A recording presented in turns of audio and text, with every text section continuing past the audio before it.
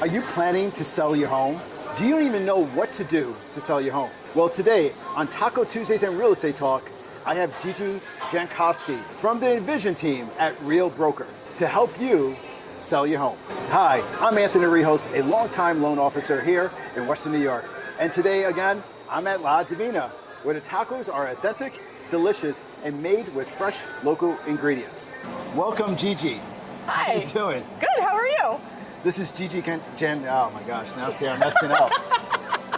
Messing up here. This is Gigi from the Envision Team at Real Broker here in Buffalo, Western New York. Yep.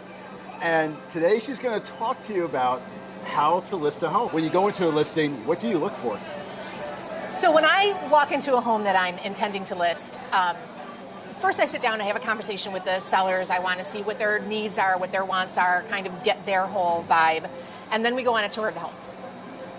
And I'm kind of already looking at things when I walk in the door.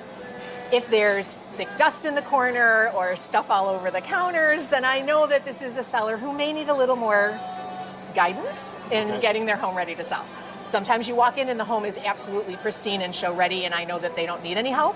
But there's a lot more to selling your home than just coming up with the right price and doing the right marketing, although those are incredibly important. The best and biggest thing you can do is make your home show in a way that even if it needs some updating or a little love, a buyer can say, I can live here, I don't need to do anything to move in. What is something that, from your experience, you walk in, you notice right away, oh my gosh, I need to take care of this?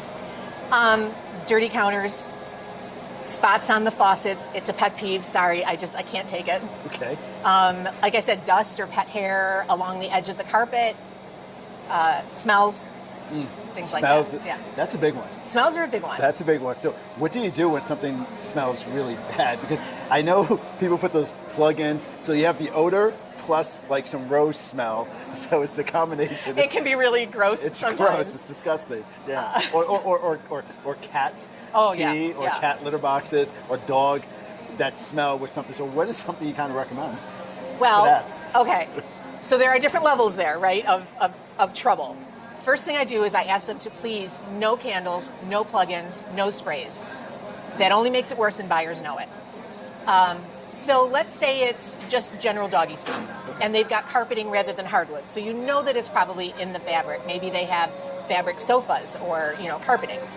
So I ask them not to steam clean. I ask them to call like a Chem Dry or Green Genie to come and neutralize the odors while it's cleaning. I'm not a fan of steam cleaning. I know some people love it, and that's perfectly fine.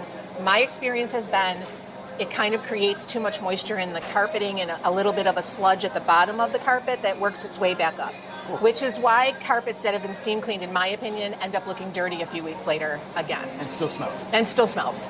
When you walk into a home and you see bulky furniture, what do you do with that? Because it can make the room look really tiny, right? It really can. So how could you tell someone get rid of that, or you just tell them get rid of the furniture? Is that what you say? So after we've had our initial discussion and I kind of am on the same page with them, maybe built a nice rapport, we go take a tour of the home and I'll say to them, how honest do you want me to be on a scale of 1 to 10?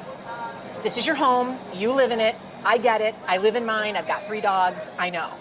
But if we're going to turn this into a product that we want the best price for, how honest do you want me to be? And if they say, give me a 9 or a 10, I'm like, okay, I'm all in. Yeah. So as we're going through, if they have a lot of things, clutter, I will tell them, I don't have a problem with you having neatly stacked boxes or bins in the basement or in the garage. People know you're moving. Yeah. I would like all of these things packed up. If it comes to big pieces or just like 50,000 boxes of stuff, I will ask them to invest in a short-term storage rental. Like a pod? Or something like that. Okay, so you have to declutter the home, work on the smells. What other things do you recommend? Before we take the photos, I'd really love to have it professionally cleaned. Okay. At least just that once. It gives the homeowner a nice base and makes it much, much easier for them to keep it clean throughout the process. So if I'm selling my home and if I have an outdated bathroom, do I have to redo the bathroom, or can I just clean it up and just sell it? That's a great question. Yeah, that's something I always think about. Is Yeah. bathrooms, kitchens. Yeah. What do you do when it's really outdated? Okay, so that's a really great question. So first things first, it depends on the market. And we know right now things are pretty much selling regardless, Yeah. okay? And that's because there's not a lot of inventory. So in this particular case, clean, clean, clean. And if my seller or potential seller is realistic with me about where to place it, we may even get more, but if they are just realistic that we are selling it as is, so we're not listing it up here, if this is where things are selling, we're listing it a little down here so that, there's room for people to make those improvements financially. But, clean, I might ask for a fresh coat of paint if it's an odd color. Yeah. It doesn't take a lot usually in a bathroom to put down a good floor if the floor is really bad. I'm not going to ask anyone to do a tub surround or tear down tile or anything like that. If we can come to an agreement on a pricing strategy, then we're going to sell it as is. I just want it clean and move-in ready and let the buyer decide what they want to do. So we have decluttering, odor, cleaning, maybe a fresh coat of paint. How about the exterior? How about the landscaping? Yes. This is a great time. We're in springtime, heading to summertime. What should someone do? If the house exterior has like already vinyl or aluminum siding or it's got brick, we're just going to work with that. If it has old like shake shingle that needs a fresh coat of paint, maybe peeling, we know that has to affects financing quite a bit. We'll have to talk about that. But absolutely clean up the gardens. You don't have to plant a ton of things. If you have a couple of bushes, shape them up, fresh mulch, a little edging, cut the lawn, you're good to go. Keep it simple. Keep it simple. I don't want anyone spending a dime unless I'm going to get them $1 back. Got it. That makes sense. Yeah. Well, with all this real estate talk, I'm getting hungry. I want to do some salsa dance, and the music in here is amazing. Hey, you gonna stop? Yeah. I like that. Are you hungry? I am. And you've never been here before? Never been here before. Oh, tacos are great. So. Amazing. All right, let's do it. Okay. All right, I got some tacos here, right? Yeah.